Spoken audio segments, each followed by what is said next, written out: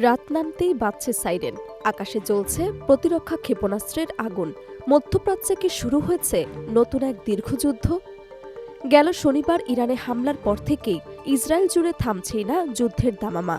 Haifa ও Tel Aviv লক্ষ্য করে ধেয়ে আসছে ইরানি মিসাইল ও ড্রোন। হাজার হাজার সেনা মোতায়েন এবং সাধারণ মানুষ বাংকারে আশ্রয় নিতে বাধ্য। সামরিক ও অর্থনৈতিক চাপের মুখে এখন বড় প্রশ্ন, এই সংঘাতের শেষ কোথায়? গেল শনিবার ইরানে হামলার পর থেকেই ইসরায়েল জুড়ে নিয়মিত বিরতিতে বাজছে সতর্কতামূলক সাইরেন। প্রতিদিনই নতুন করে আতঙ্ক ছড়িয়ে পড়ছে বিভিন্ন শহরে।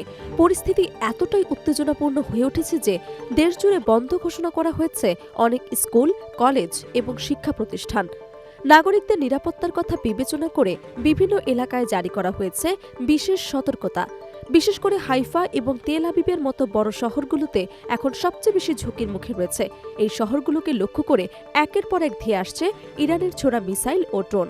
এই পরিস্থিতি মোকাবিলায় ইসরায়েলি সরকার হাজার হাজার রিজার্ভ সেনা মোতায়েন করেছে। সেনাবাহিনীর সদস্যরা শহরের গুরুত্বপূর্ণ স্থাপনা, সামরিক ঘাঁটি এবং কৌশলগত এলাকাগুলোতে পাহারা দিচ্ছে। একই সঙ্গে আকাশ প্রতিরক্ষা ব্যবস্থাও সর্বোচ্চ সতর্ক অবস্থায় রাখা হয়েছে। তবে এই যুদ্ধ পরিস্থিতির সবচেয়ে বড় চাপে পড়েছে সাধারণ মানুষের জীবনে। অনেক এলাকায় বাসিন্দাদের দিনের বড় একটি অংশ কাটাতে হচ্ছে বাংকারে অথবা নিরাপদ আশ্রয় কেন্দ্রে। হঠাৎ সাইরেন বাজলে সবাইকে সবকিছু ফেলে দ্রুত আশ্রয় ছুটতে হচ্ছে। অনেক শিশুর জন্য এটি এক ভয়াবহ অভিজ্ঞতা হয়ে দাঁড়িয়েছে, কারণ তারা আগে কখনো এমন পরিস্থিতির মুখোমুখি হয়নি। রাজনৈতিক বিশ্লেষকদের মতে এই সংঘাত কতদিন চলবে তা এখনও অনিশ্চিত। ইসরায়েল চাইলে যুদ্ধের গতি নিয়ন্ত্রণ করার চেষ্টা করতে পারে, কিন্তু এর চূড়ান্ত সমাপ্তি টানার ক্ষমতা একমাত্র তাদের হাতে নেই। কারণ এই সংঘাত এখন আঞ্চলিক শক্তিগুলোর মধ্যকার বৃহত্তর উত্তেজনার অংশ হয়ে উঠছে। সামরিক সক্ষমতার বিচারে ইসরায়েলের সবচেয়ে বড় উদ্বেগ এখন তাদের ইন্টারসেপ্টর ক্ষেপণাস্ত্রের মজুত নিয়ে। ইরানের ব্যালিস্টিক মিসাইল ও ড্রোন হামলা প্রতিহত করতে ইসরায়েলকে নির্ভর করতে হচ্ছে তাদের উন্নত আকাশ প্রতিরক্ষা ব্যবস্থার ওপর।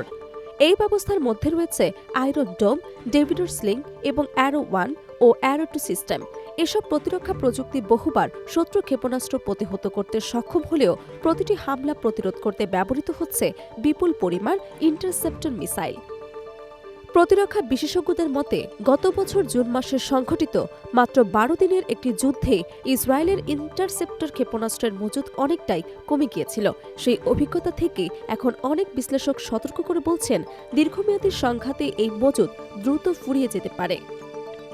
এই পরিস্থিতিতে যুক্তরাষ্ট্রের সামরিক সহায়তা ইসরায়েলের জন্য অত্যন্ত গুরুত্বপূর্ণ হয়ে উঠেছে।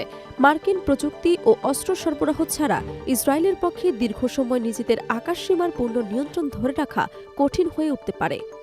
কারণ ইরানের হাতে রয়েছে বিপুল সংখ্যক ব্যালিস্টিক মিসাইল এবং ড্রোন।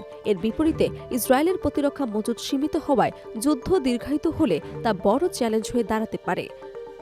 অন্যদিকে অর্থনৈতিক দিক থেকেও ইসরায়েল এখন সবচেয়ে বড় চাপের মুখে। সাম্প্রতিক বছরগুলোতে যুদ্ধ ব্যয়ের পরিমাণ উল্লেখযোগ্যভাবে বেড়েছে।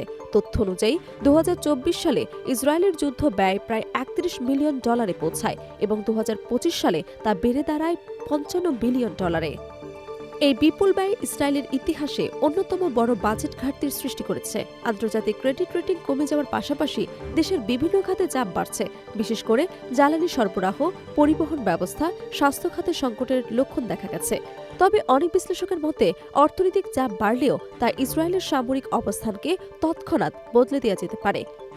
কারণ যতদিন পর্যন্ত যুক্তরাষ্ট্র তাদের অত্যাধুনিক অস্ত্র ও প্রযুক্তিগত সহায়তা অব্যাহত রাখবে, ততদিন এই চাপ যুদ্ধ বন্ধ করার জন্য যথেষ্ট হবে না।